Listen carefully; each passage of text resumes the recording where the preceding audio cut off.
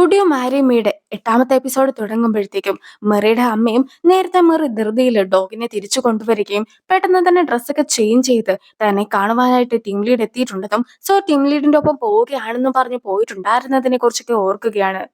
ആദ്യം അവർ വരുവാനായിട്ട് എന്തുകൊണ്ടായിരിക്കും വൈകുന്നതെന്നൊക്കെ അമ്മ വിചാരിക്കുന്നുണ്ടെങ്കിൽ പോലും ഇനിയിപ്പോൾ വീട്ടിൽ വന്നില്ലെങ്കിലും കുഴപ്പമില്ല, അവർ ഹാപ്പി ആയിട്ടൊക്കെ ഇരുന്നോട്ടെ എന്നും അമ്മ ഓർക്കുന്നു.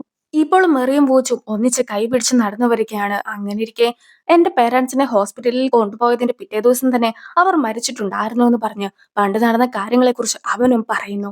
അന്ന് അവനെ നോക്കിയത് കൊണ്ടാണ് പേരൻസിന് അപകടം ഉണ്ടായതെന്ന് അവൻ മുത്തശ്ശിയോട് പറഞ്ഞിട്ടുണ്ടായിരുന്നത് കൊണ്ട് തന്നെ അപ്പോൾ തൊട്ട് മുത്തശ്ശന് അവനെ ഇഷ്ടമുണ്ടായിരുന്നില്ല. അവനോട് മിണ്ടാതെ അവനെ നോക്കാതെയൊക്കെയായിരുന്നു മുത്തശ്ശനും പെരുമാറിയിട്ടുണ്ടായിരുന്നത്. മുത്തശ്ശന്റെ മകനും മകന്റെ വൈഫും മരിച്ചതിനുള്ള കാരണക്കാരൻ വൂച്ചു ആയതുകൊണ്ട് തന്നെ വൂച്ചിനെ കാണുവാനായിട്ട് താല്പര്യമില്ലാത്ത മുത്തശ്ശനും ഇപ്പോൾ അവനെ യുഎസിലേക്കൊക്കെ പറഞ്ഞു വിടുകയാണ്. അങ്ങനെ യുഎസിൽ പഠിച്ചിട്ടുണ്ടായിരുന്ന അവനും ഒറ്റയ്ക്ക് കാര്യങ്ങളെല്ലാം തന്നെ ചെയ്യുവാനായിട്ടും പഠിച്ചു. വൂച്ചും ആ ഒരു കാര്യങ്ങളെല്ലാം തന്നെ തുറന്നു പറയുമ്പോഴത്തേക്കും നീ എന്തുകൊണ്ടാണ് ഒരിക്കൽ പോലും എന്നെ കാണുവാനായിട്ട് വരാതിരുന്നതെന്നുള്ള ഒരു ചോദ്യം മറിയും അവനോടായിട്ട് ചോദിക്കുന്നു. അങ്ങനെ ഇരിക്കെ താൻ കാണുവാനായിട്ട് വന്നിട്ടുണ്ടായിരുന്നു എന്നൊക്കെ വൂച്ചുവും തുറന്നു പറയുകയാണ്. അന്ന് ജ്യൂസിന്റെ ഒരു പാക്കറ്റൊക്കെ അവിടെ വെച്ചിട്ടായിരുന്നു താൻ പോയിട്ടുണ്ടായിരുന്നെന്ന് അവൻ പറയുമ്പോഴത്തേക്കും അവളും അച്ഛന്റെ ഡെത്ത് ആനിവേഴ്സറിയുടെ അന്ന് ആ ഒരു ജ്യൂസൊക്കെ കണ്ടിട്ടുണ്ടായിരുന്നതിനെ കുറിച്ചൊക്കെ ഓർത്തെടുക്കുന്നു. അന്ന് അവളും അവനെ കണ്ടിട്ടുണ്ടായിരുന്നു. പക്ഷെ ഇപ്പോഴാണ് അത് അവനായിരുന്നു എന്ന സത്യമെല്ലാം തന്നെ അവൾ മനസ്സിലാക്കുന്നത്. കൂടാതെ അന്ന് ആദ്യം അമ്മ വൂച്ചിന്റെ ഫാമിലിനെയൊക്കെ കുറ്റപ്പെടുത്തി സംസാരിച്ചിട്ടുണ്ടായിരുന്നെങ്കിൽ പോലും പിന്നീട് തന്റെ ഹസ്ബൻഡ് മരിക്കുവാനുള്ള കാരണക്കാര് അവരല്ല എന്നും ഹസ്ബൻഡ് എപ്പോഴും മറ്റുള്ളവർക്ക് വേണ്ടി ജീവിക്കുവാനായിട്ടായിരുന്നു ശ്രമിച്ചിട്ടുണ്ടായിരുന്നതെന്നും എല്ലാം തന്നെ പറഞ്ഞിട്ട് ഹാപ്പി ആയിട്ടായിരുന്നു ഇരുന്നിട്ടുണ്ടായിരുന്നത്. അമ്മയ്ക്കും നിന്റെ അടുത്ത് ഒരു രീതിക്കുള്ള ദേഷ്യവും ഇല്ല എന്ന് മെറിയും പറയുന്നു.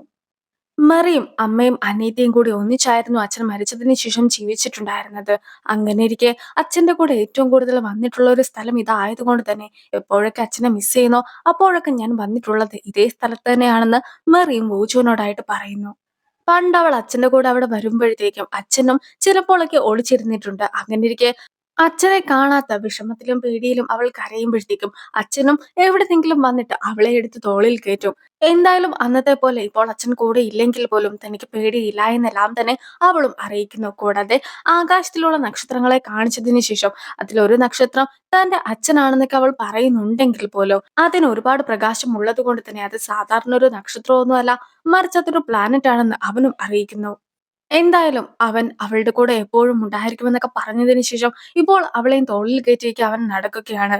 അങ്ങനെ അവർ നടക്കുന്ന വഴിക്ക് ഇടയ്ക്ക് അവൻ സ്ലിപ്പായി വീണു പോകുന്നു. പിന്നീട് അവരും ഒന്നിച്ച് സംസാരിച്ചൊക്കെ അവിടെ തന്നെ കിടക്കുന്നു. വൂച്ചു മെറീനെ കാണുവാനായിട്ട് പോകുന്നതിന് മുമ്പായിട്ട് തന്നെ ചിൻകുങ്ങും വൂച്ചുവിനോട് കുറച്ച് കാര്യങ്ങളൊക്കെ പറഞ്ഞിട്ടുണ്ടായിരുന്നു. അതായത് ഇപ്പോൾ നിനക്ക് മെറിയുടെ അടുത്ത് തോന്നുന്നതൊന്നും തന്നെ സ്നേഹമല്ല എന്നും മറിച്ച് കുറ്റബോധമാണ് എന്നും ആ ഒരു കുറ്റബോധമൊക്കെ മാറ്റുവാനായിട്ടായിരുന്നു ഞാൻ അവളുടെ അടുത്ത് എല്ലാ സത്യങ്ങളും തുറന്നു പറഞ്ഞതെന്നും എല്ലാം തന്നെ അവൾ പറഞ്ഞതിന് ശേഷവും എന്റെ മനസ്സിൽ മെറിയോട് തോന്നുന്നത് പ്രണയം തന്നെയാണ്. എനിക്കത് മനസ്സിലാക്കുവാനും സാധിച്ചു.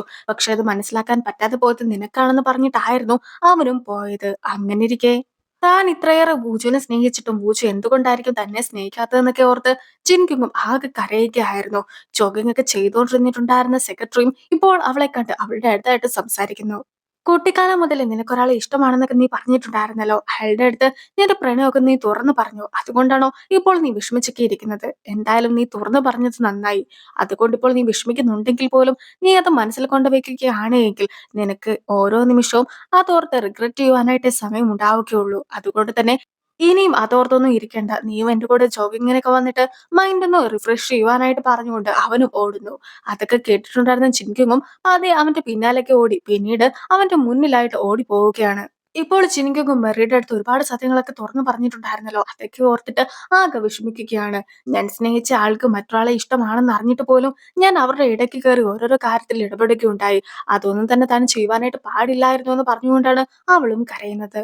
നിലവിൽ വൂജു ഉള്ളത് മെറിയുടെ വീട്ടിലായതുകൊണ്ട് തന്നെ മെറിയുടെ അനീതിയുടെ റൂമിലാണ് വൂജു കിടക്കുന്നത്. അങ്ങനെ ഇരിക്കെ അമ്മയും എല്ലാ കാര്യങ്ങളും ഒരുക്കിയിട്ട് റൂമിൽ നിന്നും പുറത്തിറങ്ങുമ്പോഴത്തേക്കും മെറിയും പെട്ടെന്ന് തന്നെ അവളുടെ റൂമിലേക്കും കയറി പോകുന്നു. അങ്ങനെ ഇരിക്കെ വൂജുവും മെറിയും തമ്മിൽ എന്തോ ഒരു റിലേഷൻഷിപ്പ് ഒക്കെ ഉണ്ടെന്ന് അമ്മയ്ക്ക് അപ്പോഴേ സംശയം തോന്നിയിട്ടുണ്ടായിരുന്നു. മെറിയും കിടന്നുറങ്ങുവാൻ തുടങ്ങുന്നതിന്റെ തൊട്ട് മുമ്പ് വൂജു അവൾക്കൊരു മെസ്സേജ് ഒക്കെ അയക്കുകയാണ്. അതായത് അവന്റെ റൂമിലേക്ക് പെട്ടെന്ന് തന്നെ വരാമോ എന്നായിരുന്നു ആ ഒരു മെസ്സേജ്. അങ്ങനെ ഇരിക്കെ അവളും വേഗം തന്നെ അവന്റെ റൂമിലേക്ക് എത്തുമ്പോഴത്തേക്കും അവിടെ ഉണ്ടായിരുന്ന ഒരു ഇൻസെക്ടിനെ ഒക്കെ കണ്ട് പേടിച്ച് നിൽക്കുകയായിരുന്നു അവരും. അവനും മനുഷ്യരെ പേടിയില്ല എന്നും ഇതുപോലത്തെ ഇൻസെക്ട്സിനെയൊക്കെ ഒരുപാട് പേടിയാണെന്നും പറയുമ്പോഴത്തേക്കും അവളും ആ ഇൻസെക്ടിനെ എടുത്ത് കളയുന്നു. അതൊക്കെ കണ്ട് അവൾ ഒരുപാട് ധൈര്യശാലിയാണെന്ന് പറഞ്ഞുകൊണ്ട് അവനും അവളെ അഭിനന്ദിക്കുകയാണ്. അതായത് അവൻ ശരിക്കും ആഗ്രഹിച്ചിട്ടുണ്ടായിരുന്നതും ഇതുപോലൊരു വ്യക്തിനെ ആണെന്നാണ് അവൻ പറയുന്നതും. കൊതുകൊന്നും റൂമിലേക്ക് വരാതിരിക്കുവാനായിട്ട് പുകയൊക്കെ വെക്കുവാനായിട്ട് അമ്മയും റൂമിലേക്ക് വരികയാണ്. അങ്ങനെ ഇരിക്കെ മറി അവിടെ ഉണ്ടെന്നുള്ള കാര്യം ഒന്നും തന്നെ അറിയാതിരിക്കുവാനായിട്ട് രണ്ടുപേരും കൂടി ഒന്നിച്ച് ബെഡിൽ കിടക്കുന്നു. അതേസമയം അമ്മ ഡോറൊക്കെ തുറന്നിട്ട് അവൻ കിടക്കുകയാണല്ലോ എന്ന് വിചാരിച്ചിട്ട് ഇപ്പോൾ പുകയൊക്കെ വെച്ചിട്ട് പെട്ടെന്ന് തന്നെ അവിടെ നിന്ന് പോവുകയാണ്.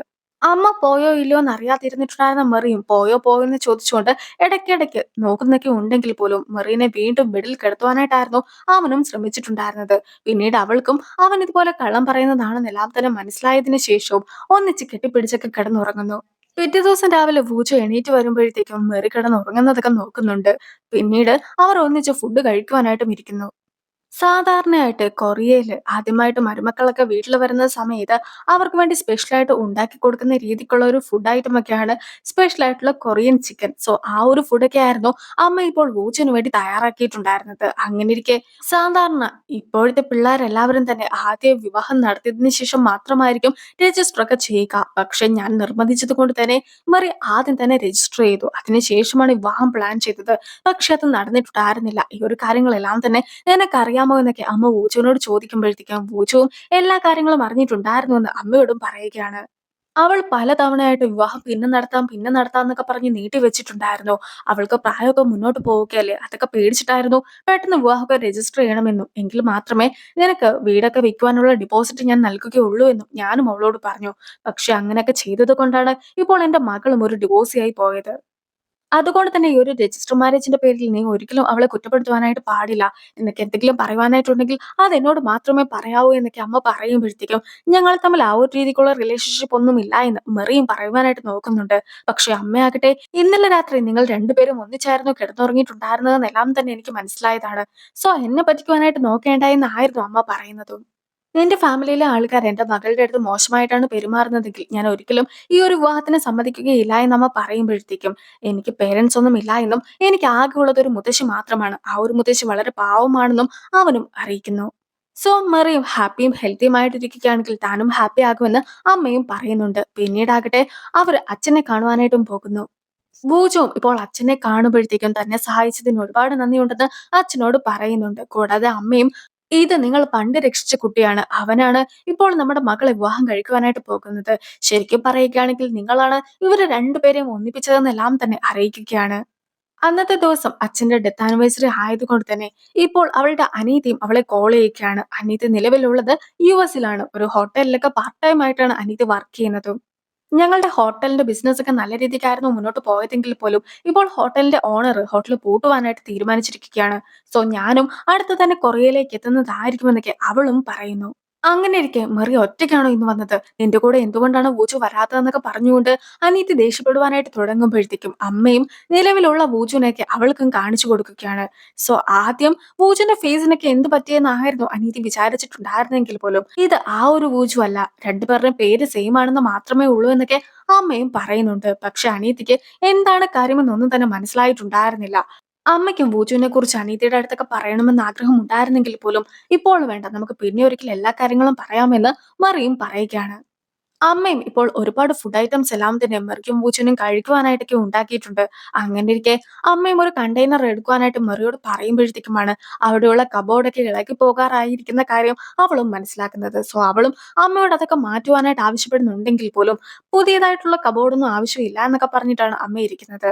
ഇനി മെറിയും അവിടെയുള്ള കണ്ടെയ്നർ എടുക്കുവാനായിട്ട് പാടുപെടുന്നത് കണ്ടിട്ടുണ്ടായിരുന്ന വൂച്ചുവും നേരെ അവളെ ഹെൽപ്പ് ചെയ്യുന്നു. സോ അവരങ്ങനെ വളരെ ക്ലോസ് ആയിട്ടൊക്കെ നിൽക്കുന്നത് കണ്ടിട്ടുണ്ടായിരുന്ന അമ്മയും പെട്ടെന്ന് അവളിൽ നിന്നും മാറിക്കൊടുക്കുകയാണ്. ഇപ്പോൾ മെറിയും വൂച്ചും ഒന്നിച്ച് സംസാരിച്ചൊക്കെ നടക്കുകയാണ്.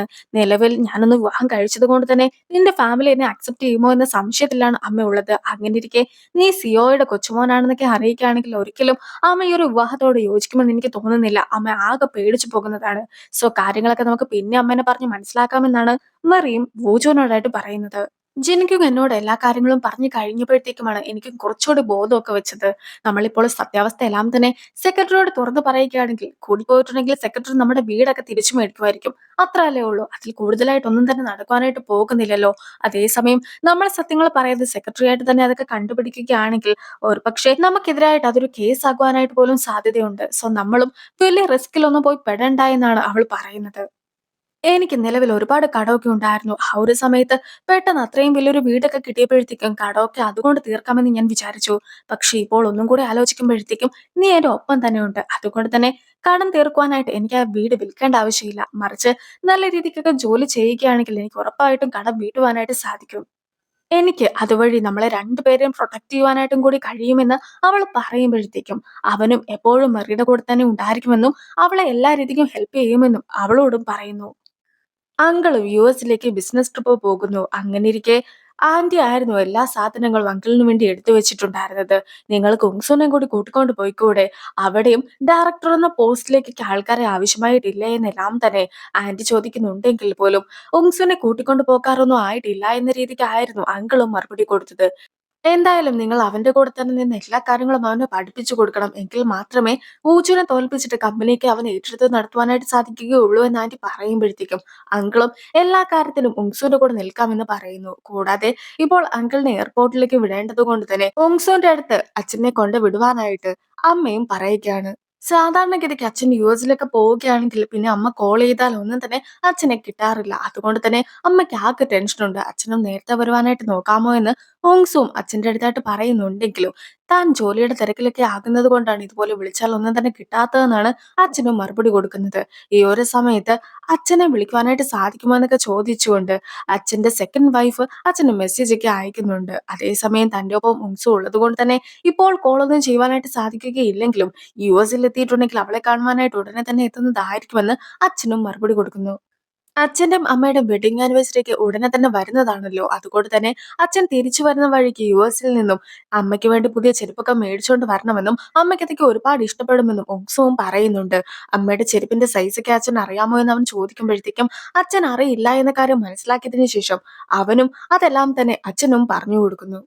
പക്ഷെ അച്ഛനും അവൻ പറയുന്ന കാര്യങ്ങളിൽ ഒന്നും തന്നെ ഇൻട്രസ്റ്റ് ഇല്ലാതെ ഫോൺ നോക്കിയിരിക്കുന്നതെല്ലാം തന്നെ അവനും ശ്രദ്ധിക്കുന്നുണ്ട്. പിന്നീട് അവനും അച്ഛനെ എയർപോർട്ടിലേക്ക് പറഞ്ഞയക്കുന്നു. ഇപ്പോളാകട്ടെ മറിയുടെ എക്സിന്റെ അമ്മയും അനീത്തിയും കൂടി ഷോപ്പിങ്ങിനായിട്ട് കടയിൽ എത്തിയതായിരുന്നു. ഇപ്പോൾ നിലവില് എക്സും ജോലിയൊക്കെ റിസൈൻ ചെയ്തത് കൊണ്ടെല്ലാം തന്നെ അവരുടെ കയ്യിലും പണമൊന്നുമില്ല. സോ അവരും അതിനെക്കുറിച്ചൊക്കെ സംസാരിക്കുന്നു. അതായത് എക്സ് സംസാരിച്ച് ചെനിയുടെ മനസ്സൊക്കെ കീഴടക്കുവാനായിട്ട് സാധിക്കുകയായിരുന്നെങ്കിൽ നമുക്ക് ഈ ഒരു അവസ്ഥ ഒന്നും തന്നെ വരികയില്ലായിരുന്നു. എന്തായാലും അവനോട് ചെന്നിയോട് ഒന്നും കൂടി ഒന്ന് സംസാരിച്ച് നോക്കുവാനായിട്ട് പറയാമെന്നൊക്കെ പറഞ്ഞുകൊണ്ട് അമ്മ ഇരിക്കുമ്പോഴത്തേക്കും അതിന് ചേട്ടൻ ഇപ്പോൾ ജെനീനെ ഒന്നും ഒട്ടും തന്നെ ഇഷ്ടമില്ല. ചേട്ടന് മെറീനെ മതി എന്നാണ് പറഞ്ഞിട്ടുണ്ടായിരുന്നത്. നേരത്തെ ചേട്ടൻ കരഞ്ഞതൊക്കെ അമ്മയും കണ്ടതല്ലേ എന്ന് അനീതിയും ചോദിക്കുന്നു. ഇവരിപ്പോൾ നിൽക്കുന്ന അതേ കടയിലേക്കായിരുന്നു ബൂജുവും മെറിയും കൂടി കടന്നു വന്നിട്ടുണ്ടായിരുന്നത്. മെറിയുടെ അമ്മയുടെ കടയിലുള്ള സാധനങ്ങളൊക്കെ മൊത്തത്തിലൊന്ന് മാറ്റാമെന്നായിരുന്നു അവനും വിചാരിച്ചത്. അതുകൊണ്ട് തന്നെ അതുമായി ബന്ധപ്പെട്ട ആവശ്യമുള്ള സാധനങ്ങളൊക്കെ മേടിക്കുവാനായിട്ടാണ് അവർ എത്തിയിരിക്കുന്നത്. സോ അവരും അതിനെക്കുറിച്ചൊക്കെ ഡിസ്കസ് ചെയ്യുന്നു. ഈ ഒരു സമയത്തായിരുന്നു എക്സിന്റെ അനിയത്തിയും അവരെ കണ്ടിട്ടുണ്ടായിരുന്നത്. എക്സിന്റെ അനിയത്തി ഇപ്പോൾ വൂച്ചോമറിയും ഒന്നിച്ചു നിൽക്കുന്ന ഒരു ഫോട്ടോ ഒക്കെ എക്സിന് അയച്ചു കൊടുത്തതിന് ശേഷം ഇവൻ അല്ലായിരുന്നോ അന്ന് ഹോസ്പിറ്റലിൽ നിന്റെ ഒപ്പം ഉണ്ടായിരുന്നതെന്നൊക്കെ അവന്റെ അടുത്തായിട്ടും ചോദിക്കുന്നു. അങ്ങനെ വൂച്ചോമറിയും ഒന്നിച്ചു നിൽക്കുന്ന ഫോട്ടോ കണ്ടിട്ടുണ്ടായിരുന്ന എക്സിനും ഒരുപാട് ദേഷ്യമൊക്കെ തോന്നുകയാണ്. അതുകൊണ്ട് തന്നെ എങ്ങനെയെങ്കിലും അവനിപ്പോൾ വർക്ക് ചെയ്യുന്ന കമ്പനിയൊക്കെ കണ്ടെത്തിയതിനു ശേഷം അവനെതിരായിട്ട് കംപ്ലൈന്റ് കൊടുക്കണമെന്ന ഒരു തീരുമാനത്തിലേക്ക് എക്സും എത്തുന്നു. അതിനായിട്ട് ഇപ്പോൾ മെറിയുടെ ഫ്രണ്ടിനെയൊക്കെ അവൻ കോൾ ചെയ്യുന്നുണ്ടെങ്കിൽ പോലും മെറിയുടെ ഫ്രണ്ടിന്റെ സത്യം എല്ലാം തന്നെ അറിയാവുന്നത് കൊണ്ട് തന്നെ അവന്റെ കോളും എടുക്കുന്നില്ല. അങ്ങനെ ഇരിക്കെയാണ് നേരത്തെ അവളെ വിളിച്ച സമയത്ത് അവളും ആ ഒരു ബേക്കറിക്കൊക്കെ പ്രശ്നം പറ്റിയതിനെ കുറിച്ച് സംസാരിച്ചിട്ടുണ്ടായിരുന്നതിനെ കുറിച്ച് അവരും ഓർക്കുന്നത്. സോ എന്തായാലും ആ ഒരു ബേക്കറിയിൽ തന്നെ ആയിരിക്കും പൂജു വർക്ക് ചെയ്യുന്നതെന്ന് അവനും ഉറപ്പിക്കുന്നു. അവനും കമ്പനിയുടെ നമ്പറൊക്കെ എടുത്ത് വിളിച്ചിട്ട് അവിടെ ടീം ലീഡ് ആയിട്ടുണ്ടായിരുന്ന പൂജു വർക്ക് ചെയ്യുന്നുണ്ടെന്നുള്ള കാര്യം ഉറപ്പിക്കുകയാണ്. മുത്തശ്ശിയുടെ ബേക്കറിക്ക് ഇപ്പോൾ തുടങ്ങിയിട്ട് 80 വർഷത്തോളം ആകാറായിട്ടുണ്ട്. അങ്ങനെയിരിക്കെ അതുമായി ബന്ധപ്പെട്ട ഒരു ഇന്റർവ്യൂ ഒക്കെ കൊടുക്കുകയായിരുന്നു മുത്തശ്ശിയും. തന്റെ ഹസ്ബൻഡിന്റെ അമ്മ തുടങ്ങിയ ചെറിയൊരു ഷോപ്പിൽ നിന്നുമാണ് തന്റെ കമ്പനിയും ഇത്രത്തോളം വലുതായതെന്നെല്ലാം തന്നെ മുത്തശ്ശിയും അറിയിക്കുന്നു. അങ്ങനെ ഇന്റർവ്യൂ ഒക്കെ ചെയ്ത ആൾക്കാർ പോയതിനു ശേഷമായിരുന്നു മുത്തശ്ശിയുടെ മക്കളും അവിടേക്ക് എത്തുന്നത്.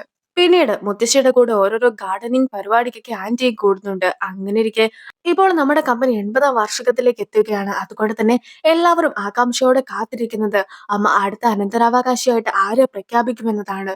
എല്ലാവരും തന്നെ ഉങ്സൂനെ ആയിരിക്കുമോ എന്ന സംശയത്തിലേക്കാണ് ഉള്ളത്. അമ്മയും ഉങ്സൂനെ തന്നെയല്ലേ അടുത്തതായിട്ട് കൊണ്ടുവരാനായിട്ട് പോകുന്നതെന്നൊക്കെ അവളും ചോദിക്കുന്നു.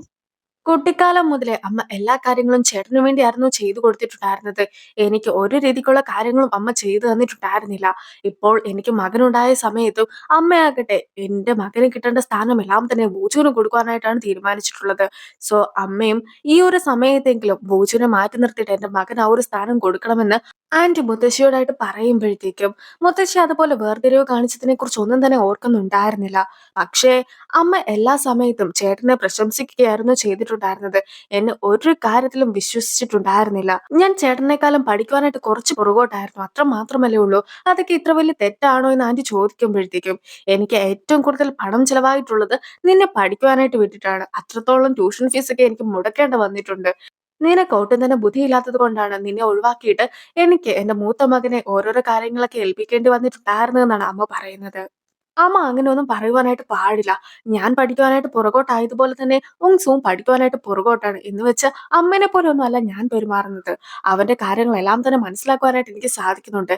ഇതെല്ലാം തന്നെ ജെനറ്റിക്സിന്റെ പ്രശ്നം ആയതുകൊണ്ട് തന്നെ ഞാനും ഉങ്സുവിനെ നിർബന്ധിച്ച് ഒന്നും തന്നെ ചെയ്യിക്കാറില്ല എന്നൊക്കെയാണ് ആന്റിയും പറയുന്നത്. മുത്തശ്ശിക്കും ആന്റി ഇങ്ങനെ സംസാരിക്കുന്ന ഒന്നും തന്നെ ഇഷ്ടപ്പെടുന്നില്ല. അതുകൊണ്ട് തന്നെ എല്ലാം എന്റെ കുറ്റമാണെന്നൊക്കെ പറഞ്ഞിട്ട് മുത്തശ്ശിയും പോകുവാനായിട്ട് നോക്കുന്നു. പക്ഷെ ആന്റി ആകട്ടെ അമ്മ എന്നെ എന്ത് വേണമെങ്കിലും പറഞ്ഞു. അതെല്ലാം തന്നെ കേൾക്കുവാനായിട്ട് ഞാൻ തയ്യാറാണ്. പക്ഷെ എന്റെ ഹസ്ബൻഡിനെയോ എന്റെ മകനെ കുറിച്ചോ ഒന്നും തന്നെ പറയുവാനായിട്ട് പാടില്ല. അമ്മ അങ്ങനെയൊക്കെ പറയുവാനായിട്ട് നോക്കുകയാണെങ്കിൽ ഉറപ്പായിട്ടും ഭാവിയിൽ അമ്മയ്ക്ക് അതൊക്കെ ഓർത്തിട്ട് ദുഃഖിക്കേണ്ടതായിട്ട് വരുമെന്ന് പറഞ്ഞുകൊണ്ട് ആന്റിയും ദേഷ്യപ്പെട്ടൊക്കെ പോകുന്നു. അങ്കിളും ഇപ്പോൾ ഉള്ളത് അങ്കിളുടെ സെക്കൻഡ് വൈഫിന്റെ വീട്ടിലാണ്. അങ്ങനെയിരിക്കെ ആന്റിയുടെ കോൾസ് ഒക്കെ വരുന്നുണ്ടെങ്കിൽ പോലും അങ്കിൾ അതൊന്നും തന്നെ എടുക്കുന്നില്ല. നമ്മൾ നേരത്തെ കൺസ്ട്രക്ഷൻസ് എന്നൊക്കെ പറഞ്ഞിട്ടുണ്ടായിരുന്നല്ലോ. അത് കൺസ്ട്രക്ഷൻസ് ആയിരുന്നില്ല, കൺസൾട്ടിങ് ആയിരുന്നു. സോ കൺസൾട്ടിങ്സ് ഒക്കെ നോക്കി നടത്തിയിട്ടുണ്ടായിരുന്നത് അങ്കിളുടെ ഈ ഒരു സെക്കൻഡ് വൈഫാണെന്ന് പറഞ്ഞിട്ടുണ്ടായിരുന്നല്ലോ. സോ ഈ ഒരു സെക്കൻഡ് വൈഫ് ആകട്ടെ ഇപ്പോൾ മുത്തശ്ശിയും ആ ഒരു കൺസൾട്ടിങ്ങിനെ കുറിച്ച് അന്വേഷിക്കുവാനായിട്ട് ശ്രമിക്കുന്നുണ്ടെന്ന് മനസ്സിലാക്കിയത് കൊണ്ട് തന്നെ അതുമായി ബന്ധപ്പെട്ട എല്ലാ രേഖകളും ഇല്ലാതാക്കിയിരിക്കുകയാണ്. കൂടാതെ അതുവഴി അവർക്ക് കിട്ടിയിട്ടുണ്ടായിരുന്ന പണം എല്ലാം തന്നെ ഇപ്പോൾ അങ്കിളിന്റെ അക്കൗണ്ടിലേക്കും ട്രാൻസ്ഫർ ചെയ്തിരിക്കുന്നു. ശരിക്കും മുത്തശ്ശി നമ്മുടെ കമ്പനിയിൽ ഒരുപാട് പണമൊക്കെ ഇൻവെസ്റ്റ് ചെയ്തിട്ടുണ്ടായിരുന്നല്ലോ. പക്ഷെ അതൊന്നും തന്നെ ശരിക്കുമുള്ള ഒരു കമ്പനി പോലും ആയിരുന്നില്ല എന്ന് മുത്തശ്ശി അറിയുമ്പോഴത്തേക്കും മുത്തശ്ശി ചങ്ക് പൊട്ടി ചാവൂലോ. അതൊക്കെ പോട്ടെ, നിന്റെ വൈഫിന്റെ റിയാക്ഷനാണ് ഞാൻ കൂടുതലായിട്ട് കാണുവാനായിട്ട് ആഗ്രഹിക്കുന്നത്. നിന്റെ വൈഫിന് അച്ഛൻ കൊടുത്ത സ്വത്തുക്കളെല്ലാം തന്നെ നിന്നെ വിശ്വസിച്ചുകൊണ്ടായിരുന്നല്ലോ അവളും ഈ ഒരു ഹോട്ടലിന് വേണ്ടി ഇൻവെസ്റ്റ് ചെയ്തിട്ടുണ്ടായിരുന്നത്. പക്ഷെ ഇപ്പോൾ അങ്ങനെ ഒരു ഹോട്ടൽ പോലും ഇല്ല എന്നൊക്കെ മനസ്സിലാക്കുമ്പോഴത്തേക്കും അത്രയും പണമൊക്കെ നഷ്ടപ്പെട്ടു എന്ന് അറിയുമ്പോഴത്തേക്കും അവളും ആത്മഹത്യ ചെയ്യുമല്ലോ. അവരുടെ വീട്ടിൽ എല്ലാവരും തന്നെ ഇതുപോലെ ആത്മഹത്യ ചെയ്യുക മാത്രമാണ് അവരുടെ മുമ്പിലുള്ള ഏക മാർഗം. അതെല്ലാം തന്നെ എനിക്ക് കണ്ട് ആസ്വദിക്കണമെന്നാണ് സെക്കൻഡ് വൈഫും അറിയിക്കുന്നത്. നിന്നെ വിശ്വസിച്ചാണ് അവർ പണം എല്ലാം തന്നെ ഏൽപ്പിച്ചതെങ്കിൽ പോലും നീ അവരെ ചതിച്ചു എന്നൊക്കെ മനസ്സിലാക്കുമ്പോഴത്തേക്കുമുള്ള അവരുടെ റിയാക്ഷനൊക്കെ കാണുവാനായിട്ട് ഞാൻ വെയിറ്റിംഗ് ആണെന്ന് സെക്കൻഡ് വൈഫ് പറയുമ്പോഴത്തേക്കും അങ്കിളും അതൊക്കെ കേട്ട് ചിരിക്കുന്നു. സോ ഇപ്പോൾ സെക്കൻഡ് വൈഫും അങ്കിളിന് ഇതുപോലെ സിമ്പതി ഒന്നും തന്നെ ഇല്ലാത്തത് കൊണ്ടാണ് അങ്കിളിന്റെ ക്യാരക്ടറൊക്കെ തനിക്ക് ഒരുപാട് ഇഷ്ടപ്പെട്ടതെന്ന് അറിയിക്കുന്നുണ്ട്. ഇപ്പോൾ ടീമിന്റെ ഒരു മീറ്റിംഗ് ഒക്കെ അവസാനിച്ച് കഴിയുമ്പോഴത്തേക്കും വൂചുവും മറീനെ മാറ്റി നിർത്തിയിട്ട് അവളെ കിസ് ചെയ്യുന്നു. അവളെ കാണുവാനായിട്ട് ഒരുപാട് സുന്ദരിയായിട്ടുണ്ടെന്നും അതുകൊണ്ടാണ് തനിക്ക് കോൺസെൻട്രേഷൻ ഒന്നും തന്നെ കിട്ടാതെ പോയതെന്നും ഒക്കെ പറഞ്ഞിട്ടാണ് അവനും കിസ് ചെയ്തിട്ടുണ്ടായിരുന്നത്. അതായത് ഇവർ രണ്ടുപേരും കൂടി ഒന്നിച്ച് മീറ്റിംഗ് ഒക്കെ കൂടുന്ന സമയത്തെല്ലാം തന്നെ വൂചു മെറിക്ക് അവളെ കാണുവാനായിട്ട് ഭംഗിയുണ്ടെന്നൊക്കെ പറഞ്ഞുകൊണ്ട് ഓരോരോ മെസ്സേജസ് ഒക്കെ അയക്കുന്നുണ്ടായിരുന്നു. മെറിയും തൊട്ടടുത്ത് ഇരുന്നിട്ടുണ്ടായിരുന്ന ആൾക്കാരൊന്നും തന്നെ മെസ്സേജസ് കാണാതിരിക്കുവാനായിട്ട് അതിന് റിപ്ലൈ പോലും കൊടുത്തിട്ടുണ്ടായിരുന്നില്ല. സോ ഇപ്പോൾ ടീം ലീഡാണ് തനിക്ക് മെസ്സേജ് അയക്കുന്നതെന്നൊക്കെ അറിയിക്കുകയാണെങ്കിൽ മൊത്തത്തിലുള്ള ആൾക്കാർ ഇതെല്ലാം തന്നെ മനസ്സിലാക്കുമല്ലോ എന്ന് ഓർത്തിട്ടായിരുന്നു അവളും അങ്ങനെ ചെയ്തത്. അതുകൊണ്ട് തന്നെ ഇപ്പോൾ വൂചോ നമ്മൾ രണ്ടുപേരും ഇപ്പോൾ നിലവിൽ പേരൊക്കെ സേവ് ചെയ്തിട്ടുണ്ടല്ലോ, അതൊക്കെ മാറ്റിയിട്ട് മറ്റു പേരുകളൊക്കെ ആക്കാമെന്നാണ് പറയുന്നത്. അതായത് പണ്ട് അവളുടെ അടുത്ത് പോയപ്പോഴത്തേക്കും അവളും കമ്പനിക്ക് വേണ്ടി ഒരു പ്രസന്റേഷൻ ഒക്കെ തയ്യാറാക്കിയിട്ടുണ്ടായിരുന്നല്ലോ. അതിലാകട്ടെ രണ്ട് ക്യാരക്ടേഴ്സിനെയും വെച്ചിട്ടുണ്ടായിരുന്നു. ആ രണ്ട് ക്യാരക്ടേഴ്സിന്റെ പേരൊക്കെ ഇതിൽ കൊടുക്കാമെന്നാണ് അവൻ പറയുന്നത്. അതിലെ പെൺകുട്ടിയുടെ പേര് ഇപ്പോൾ മെറിക്കും അതുപോലെ തന്നെ അതിലെ ആൺകുട്ടിയുടെ പേര് ഇപ്പോൾ വൂജനും കൊടുത്തിട്ടൊക്കെ പേര് സേവ് ചെയ്യാമെന്നും അവരും തീരുമാനിക്കുന്നു. വൂജോന്റെ മുത്തശ്ശി എല്ലാ വർഷവും കമ്പനിയിൽ വർക്ക് ചെയ്യുന്ന ഏതെങ്കിലും ഒരു ടീമുമായിട്ട് ഒന്നിച്ച് ഫുഡൊക്കെ കഴിക്കാറുണ്ട്. അങ്ങനെ ഇരിക്കെ ഈ ഒരു വർഷം അവർ തിരഞ്ഞെടുത്തിട്ടുള്ളത് മാർക്കറ്റിംഗ് ടീമിനെയാണ്. സോ നമുക്ക് എല്ലാവർക്കും കൂടി ഒന്നിച്ചു പോയിട്ട് മുത്തശ്ശിയോടൊപ്പം ഫുഡൊക്കെ കഴിക്കാമെന്ന് ഓയും ടീമിനെ അറിയിക്കുകയാണ്. അങ്ങനെ ഇരിക്കെ വൂജുവും ഇതേ കാര്യം മെറിയനെയും അറിയിക്കുന്നു. അതായത് അവരുടെ ഒരു ടീമിനെ മാത്രമായിരുന്നില്ല, ടീമുമായി ബന്ധപ്പെട്ട് കിടക്കുന്ന മറ്റ് കമ്പനിയിലെ ആൾക്കാരെ കൂടി അവർ ഇൻവൈറ്റ് ചെയ്യാറുണ്ട്.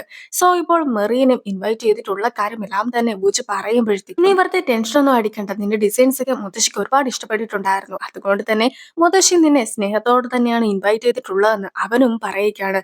കൂടാതെ അവനും അവളെ ഹഗ് ചെയ്യുന്നു. മെറിയുടെ എക്സ് ഇപ്പോൾ ഹോസ്പിറ്റലിൽ നിന്നും ഡിസ്ചാർജ് ആയിരിക്കുകയാണ്. പക്ഷെ അവൻ നേരിട്ട് വീട്ടിലേക്ക് പോകാതെ ആദ്യം തന്നെ പോയിട്ടുണ്ടായിരുന്നത് വൂജുവിനെതിരായിട്ട് കംപ്ലൈന്റ് കൊടുക്കാനായിട്ടായിരുന്നു.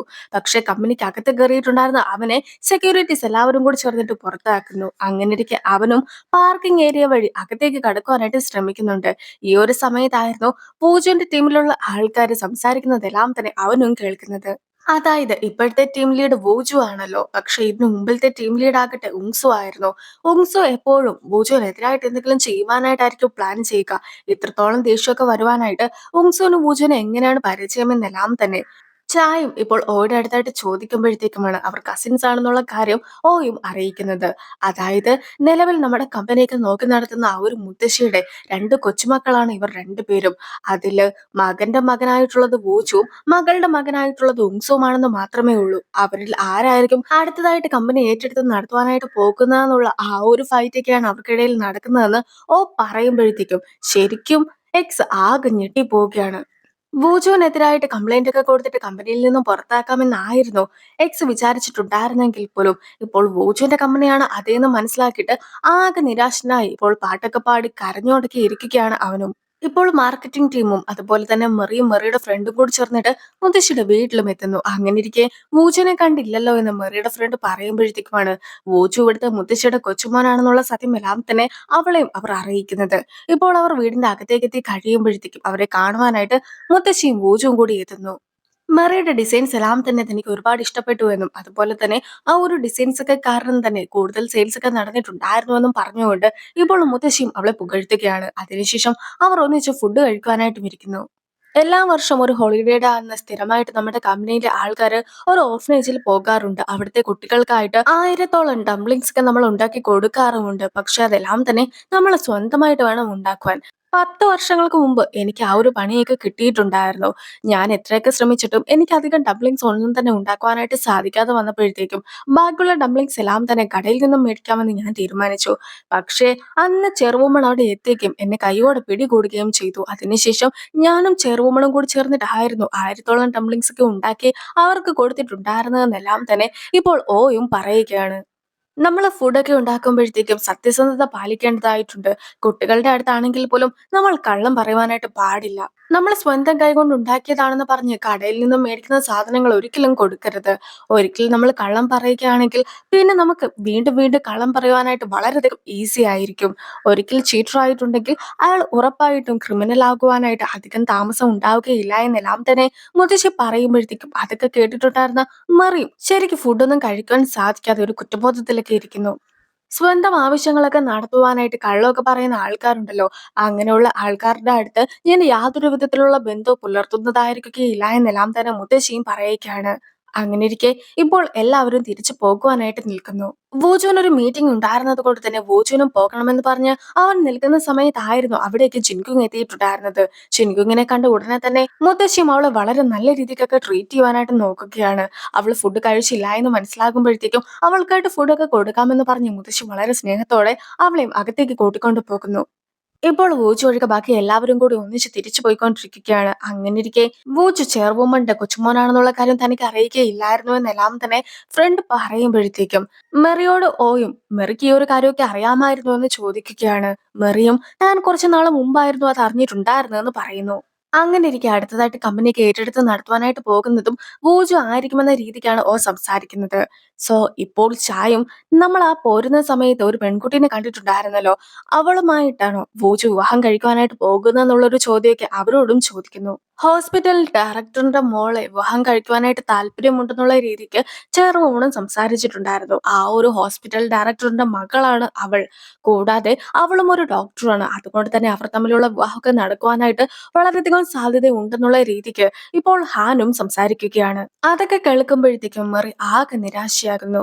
അങ്ങനെയിരിക്കെ ഇപ്പോൾ മുത്തശ്ശീനെ ചെക്കപ്പ് ഒക്കെ ചെയ്തിട്ട് ജിൻഗുങ് ഇരിക്കുമ്പോഴത്തേക്കും മുത്തശ്ശിയും അവളുടെ അടുത്തായിട്ട് അവളുടെയും വൂജിന്റെയും വിവാഹമൊക്കെ കണ്ട് കാണണമെന്ന് ആഗ്രഹമുണ്ടെന്ന് അറിയിക്കുന്നു. പക്ഷേ ഇപ്പോൾ ജിൻഗുങ്ങും ഞാൻ ഒരുപാട് ആലോചിച്ചതിന് ശേഷം എനിക്കിപ്പോൾ മനസ്സിലായി കഴിഞ്ഞിരിക്കുകയാണ്. എനിക്ക് വൂജിന്റെ അടുത്തുണ്ടായിരുന്നത് ഒരു ബോയ് ഫ്രണ്ട് എന്ന രീതിക്കുള്ള സ്നേഹമായിരുന്നില്ല, മറിച്ച് ഒരു ബ്രദർ എന്ന രീതിക്കുള്ള സ്നേഹമായിരുന്നു. സോ അങ്ങനെ കണ്ടിന്യൂ ചെയ്ത് പോകുവാനായിട്ടാണ് തനിക്കും ആഗ്രഹമെന്നെല്ലാം തന്നെ അവളും പറയുന്നത്. ഇപ്പോൾ എക്സും ഒരു വീഡിയോ ഒക്കെ കണ്ടുകൊണ്ടിരിക്കുകയാണ്. അതിലാകട്ടെ ബ്യൂട്ടി പാലസിനെ കുറിച്ചായിരുന്നു പറയുന്നത്. ഇപ്പോൾ അവിടുത്തെ വീടുകൾക്കൊക്കെ തന്നെ വില കൂടിയെന്നും കൂടാതെ അതിലെ ഒരു വീട് ലക്കി ഡ്രോ വഴി ഒരു ഭാര്യയ്ക്കും ഭർത്താവിനുമായിട്ടാണ് കിട്ടിയിട്ടുള്ളതെന്നെല്ലാം തന്നെ അയാളും പറയുകയാണ്. അങ്ങനെ ഇരിക്കെ അവിടേക്ക് എക്സിന്റെ അമ്മ വന്നതിന് ശേഷം എക്സിന് ഹോസ്പിറ്റലിലൊക്കെ ഒരുപാട് പേയ്മെന്റ് ഒക്കെ കൊടുക്കേണ്ട വന്നിട്ടുണ്ടായിരുന്നുവെന്നും ഇപ്പോൾ അവന് ജോലി പോലും ഇല്ലാത്തത് കൊണ്ട് തന്നെ ഇൻഷുറൻസ് ഒക്കെ കൊടുത്തിട്ട് ആ ഒരു പണമൊക്കെ തിരിച്ചു മേടിക്കണമെന്നുമൊക്കെയാണ് അവനോട് പറയുന്നത്. അവനും വലിയ താല്പര്യമില്ലെങ്കിൽ പോലും അതിന്റെ പിന്നാലേക്ക് പോകുന്നു. എക്സിന്റെ അനിയത്തിയാകട്ടെ അവനെ ശല്യം ചെയ്യുവാനായിട്ടൊന്നും അവ പോകണ്ട. നിലവില് അവനെ ജെന്നി ഉപേക്ഷിച്ചിരിക്കുകയാണ്. കൂടാതെ മെറിക്ക് പുതിയൊരു ബോയ് ഫ്രണ്ടിനെയും കിട്ടി.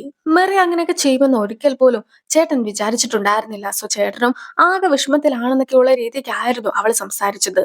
കൂടാതെ ഇപ്പോൾ അമ്മയും അന്നല്ലെങ്കിൽ തന്നെ അവൾ നമ്മുടെ വീട്ടിലൊക്കെ വന്ന സമയത്ത് എന്ത് കോൺഫിഡന്റ് ആയിട്ടായിരുന്നു നിന്നിട്ടുണ്ടായിരുന്നത്. എനിക്ക് അപ്പോഴേ സംശയമുണ്ടായിരുന്നു അവൾക്ക് വേറെ ഏതെങ്കിലും ഒരു ബോയ് ഫ്രണ്ടിനെ കിട്ടിക്കാണുമെന്ന്.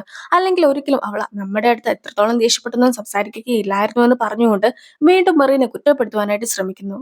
എന്തായാലും ചേട്ടന്റെ ലവ് ഒന്നും സക്സസ് ആകാത്തത് കൊണ്ട് തന്നെ ഇനി ഞാൻ ആരെങ്കിലും പ്രേമിക്കുവാനായിട്ട് കിട്ടുമോ എന്ന് നോക്കട്ടെ എന്ന് പറഞ്ഞുകൊണ്ട് അവളും പോകുന്നു. ഇപ്പോൾ അമ്മ കൊടുത്തിട്ടുണ്ടായിരുന്ന ഇൻഷുറൻസിലെ ആൾക്കാരെ കോണ്ടാക്ട് ചെയ്ത് കഴിഞ്ഞപ്പോഴത്തേക്കും അവരും അത്യാവശ്യം പണമൊക്കെ നൽകാമെന്ന് അവനോടും പറഞ്ഞിട്ടുണ്ട്. സോ അവനും അത്രത്തോളം പണമൊക്കെ കിട്ടുമല്ലോ എന്ന സന്തോഷത്തിലായിരുന്നു ഉണ്ടായിരുന്നത്. അങ്ങനെ ഇരിക്കെയാണ് നേരത്തെ മെറിയും അവനെ കൊണ്ട് ഒരു ഇൻഷുറൻസ് ഒക്കെ എടുപ്പിച്ചിട്ടുണ്ടായിരുന്നതിനെ കുറിച്ച് അവൻ ഓർക്കുന്നത്. സോ അവരെയും ഇപ്പോൾ അവൻ കോണ്ടാക്ട് ചെയ്ത് നോക്കുന്നു. പക്ഷെ അപ്പോഴായിരുന്നു അതിലുണ്ടായിരുന്നത് മെറിയുടെ ഡീറ്റെയിൽസ് ആണെന്നുള്ള കാര്യം എല്ലാം തന്നെ അവനും മനസ്സിലാക്കുന്നത്. സോ അവനും ഒരു വർഷം മുമ്പ് നടന്ന കാര്യങ്ങളെക്കുറിച്ച് ഓർക്കുന്നു. അതായത് മെറി ശരിക്കും അവളുടെ ഇൻഷുറൻസ് എടുക്കുവാനായിട്ടൊക്കെ പോയ സമയത്ത് അവന് വേണ്ടി കൂടി ഒരു ഇൻഷുറൻസ് എടുത്തിട്ടുണ്ടായിരുന്നു. പക്ഷെ അന്ന് അവന് ജോലി ഇല്ലാത്തത് കൊണ്ട് തന്നെ അതിന്റെ പണമൊക്കെ അടച്ചിട്ടുണ്ടായിരുന്നത് മെറിയാണ്. സോ എന്നാണോ അവന് ജോലി കിട്ടുന്നത് അപ്പോൾ മുതൽ അവന് പണം അടയ്ക്കുവാനായിട്ട് സാധിക്കുമല്ലോ. അപ്പോൾ അവളുടെ പേരൊക്കെ മാറ്റിയിട്ട് ബെനിഫിഷ്യറി എന്ന പേരിൽ അവന്റെ പേരിട്ടാൽ മതിയെന്നായിരുന്നു അവൾ പറഞ്ഞത്. പക്ഷെ അവനും ആ ഒരു പണമൊന്നും അടയ്ക്കാത്തത് കൊണ്ടും മെറി ആയിരുന്നു പണം അടച്ചിട്ടുണ്ടായിരുന്നത് എന്ന കാരണം കൊണ്ടും അവളുടെ പേര് ഇതുവരെയായിട്ടും മാറ്റിയിട്ടില്ല. എങ്കിൽ പോലും അവള് എന്റെ പേര് വെക്കാതെ അവളുടെ പേരൊക്കെ ആയിരുന്നല്ലോ വെച്ചിട്ടുണ്ടായിരുന്നതെന്ന് ഓർത്തുകൊണ്ട് അവനും ഇരിക്കുന്നു. എന്തായാലും ആ ഒരു ഇൻഷുറൻസുകാരെ കൂടി കോൺടാക്ട് ചെയ്ത് നോക്കാമെന്ന് പറഞ്ഞുകൊണ്ട് അവനും അവരെ വിളിക്കുന്നു. ഈ ഒരു സമയത്ത് ഞങ്ങൾ ഡിവോഴ്സ് ഒക്കെ ആയതുകൊണ്ട് തന്നെ ഇനി ബെനിഫിഷ്യറി എന്ന സ്ഥാനത്ത് അവളുടെ പേര് ആവശ്യമില്ല എന്നും പകരമായിട്ട് എന്റെ പേര് വെച്ചാൽ മതിയെന്നുമൊക്കെ അവൻ പറയുമ്പോഴത്തേക്കും നിങ്ങൾ ഡിവോഴ്സ് ചെയ്തു എന്ന ഡേറ്റ് ഒക്കെ കാണിച്ചുകൊണ്ടുള്ള ആ ഒരു മാരേജ് സർട്ടിഫിക്കറ്റ് ഞങ്ങൾക്ക് ആവശ്യമായിട്ടുണ്ടെന്നും അതൊക്കെ കിട്ടുകയാണെങ്കിൽ പണം നൽകാമെന്നും ഇൻഷുറൻസുകാരും അറിയിക്കുന്നു. വൂജും ഇപ്പോൾ മുത്തശ്ശി പറഞ്ഞ കാര്യങ്ങളെല്ലാം തന്നെ ഓർത്തുകൊണ്ട് മെറിക്ക് വിഷമമായി കാണുമല്ലോ എന്ന് കരുതി ഇപ്പോൾ അവളെ കാണുവാനായിട്ട് പോയിക്കൊണ്ടിരിക്കുകയാണ്. അങ്ങനെ ഇരിക്കെ വൂജു ആയിരിക്കും വന്നിട്ടുണ്ടാവുക എന്ന് വിചാരിച്ചുകൊണ്ട് മെറി വലിയ കാര്യത്തിന് വാതിലൊക്കെ തുറക്കുമ്പോഴത്തേക്കും ആയിരുന്നു വെളിയിലുണ്ടായിരുന്ന എക്സിനെയും അവൾ കാണുന്നത്. പക്ഷെ ഇപ്പോൾ അവിടെ എത്തിയിട്ടുണ്ടായിരുന്ന എക്സും കയ്യിൽ മാരേജ് സർട്ടിഫിക്കറ്റുമായിട്ട് അവളുടെ അടുത്ത് വളരെയധികം ദേഷ്യത്തിൽ നിൽക്കുന്നു. ആ ഒരു സീനോട് കൂടി ഈ ഒരു എപ്പിസോഡ് അവസാനിക്കുന്നു. അടുത്തൊരു വീഡിയോ ആയിട്ട് ഇത്രയും വേഗം കാണാം. ബൈ.